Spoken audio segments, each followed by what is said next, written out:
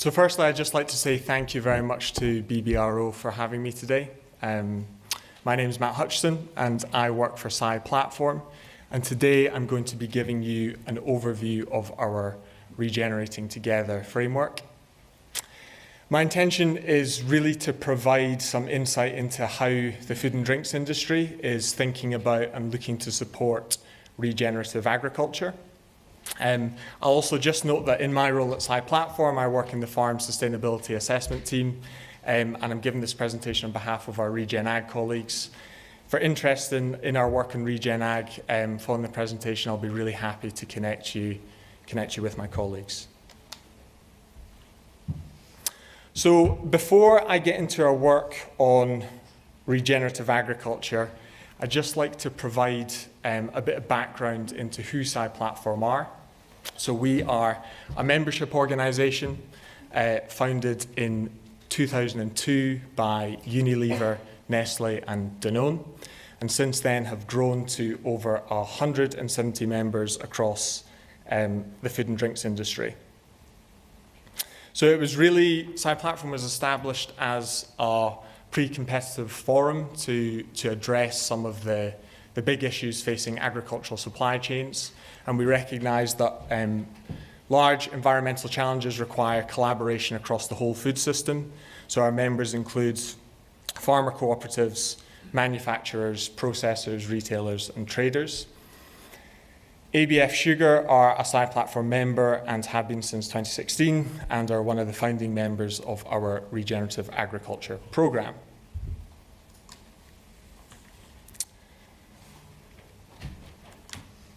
Great. So we're a membership organisation aiming to support collaboration across agricultural supply chains and aiming to bring our members together with common goals to help drive this sustainable transition to a more sustainable food system.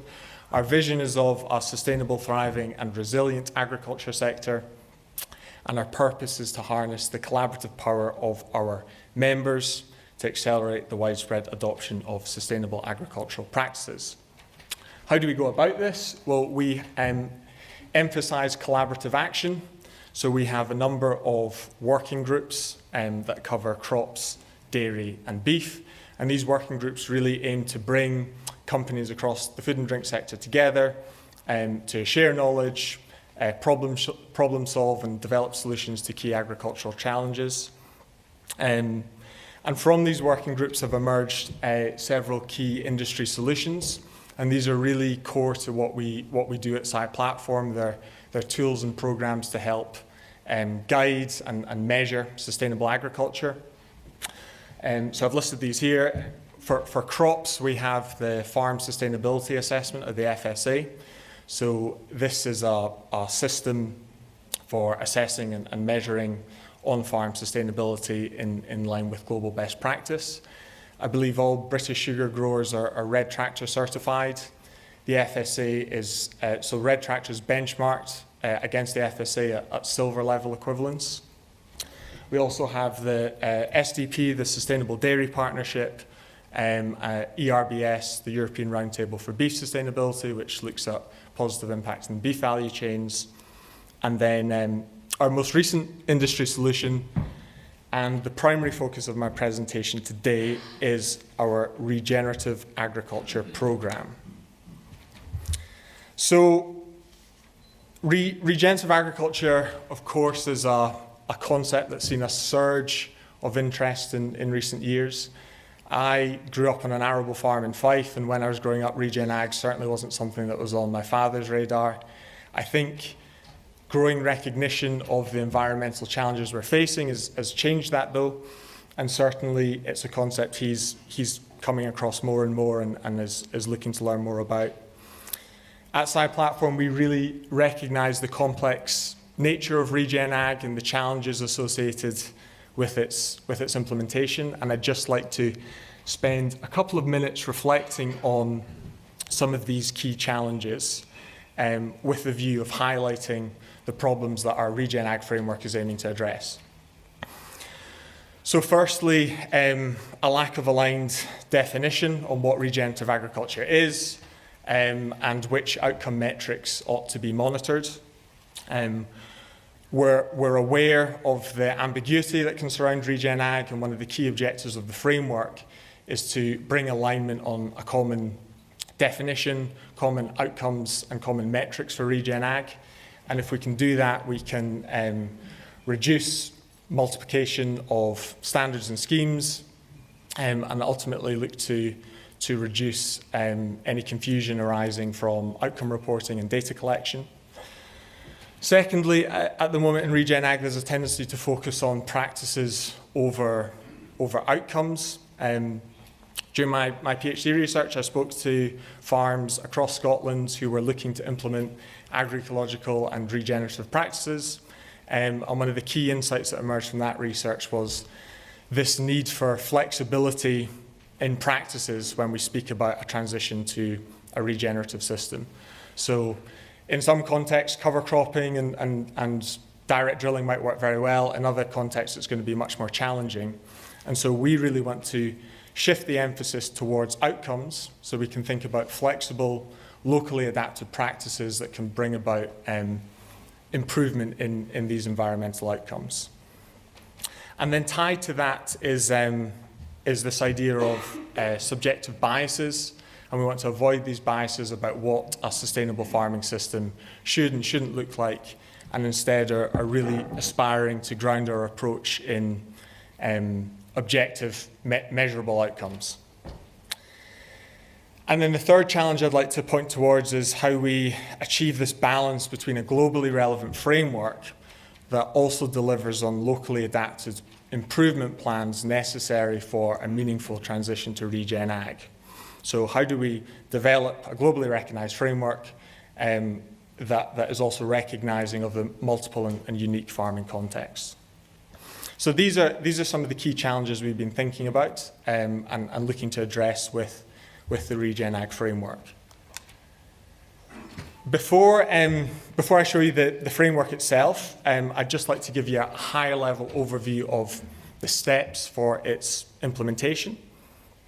So to be clear, this is a framework for supporting the adoption of regen ag on farms, and the aim is to develop a solution for monitoring, reporting, and ultimately verifying regen ag. Implementation can follow this four-step process. So first step is a risk screening assessment. So a risk screening assessment can be conducted to help identify the highest priority areas on a farm for bringing about improved outcomes. Those outcomes will be different for different farms. So some farms might be looking more at prioritized outcomes might be maximizing soil organic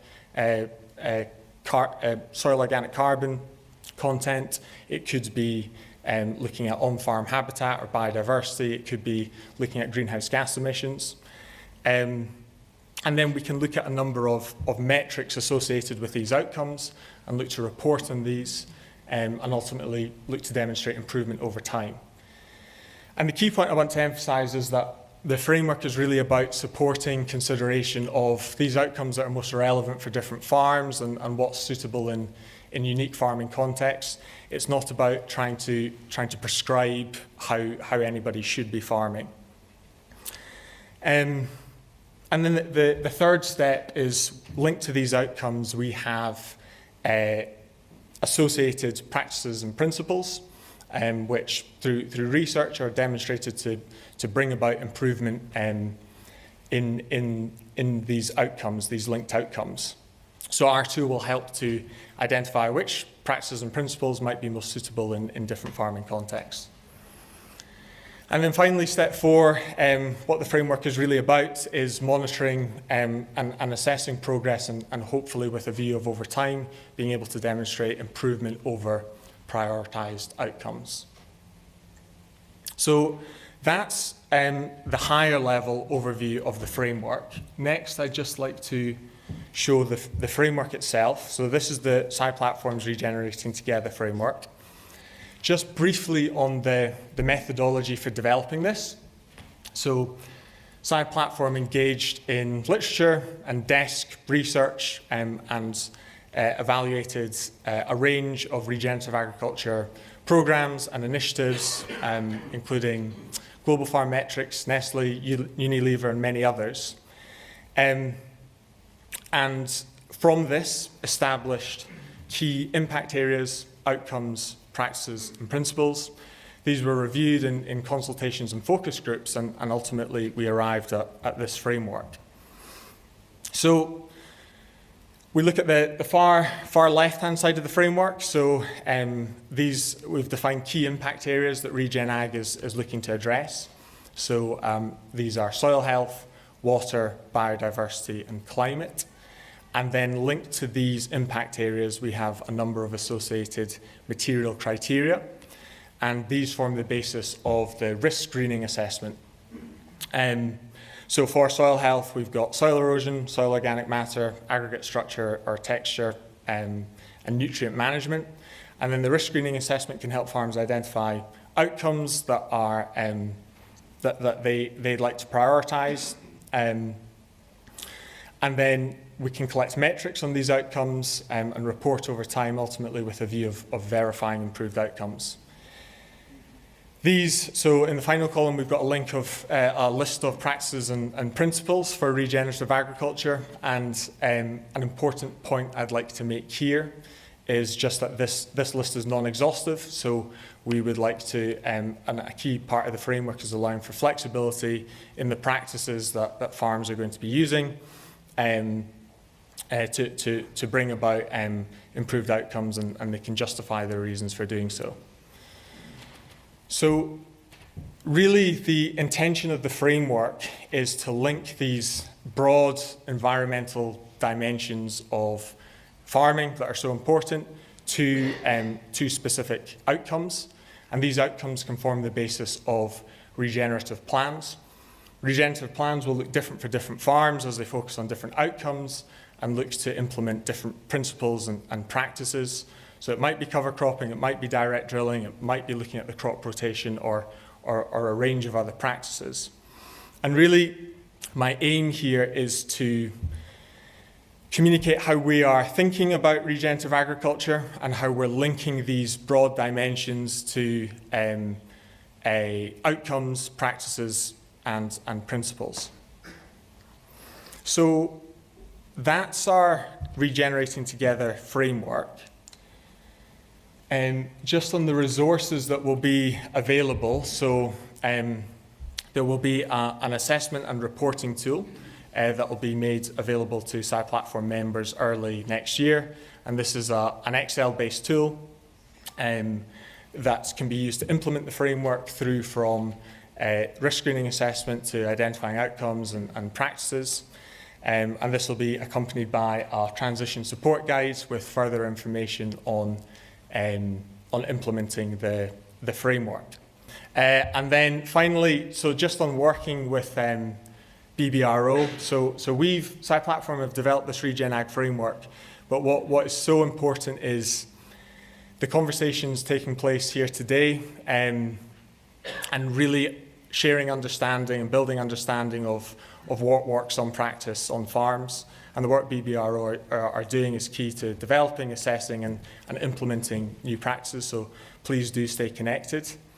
That is everything that I wanted to cover today. So there we go. Thank you very much. I'm very happy to take any questions. If you would like to connect with SciPlatform, please do. We really welcome feedback on our tools and programs. You can contact our Regen Ag team directly on regenag@sciplatform.org. So thank you very much.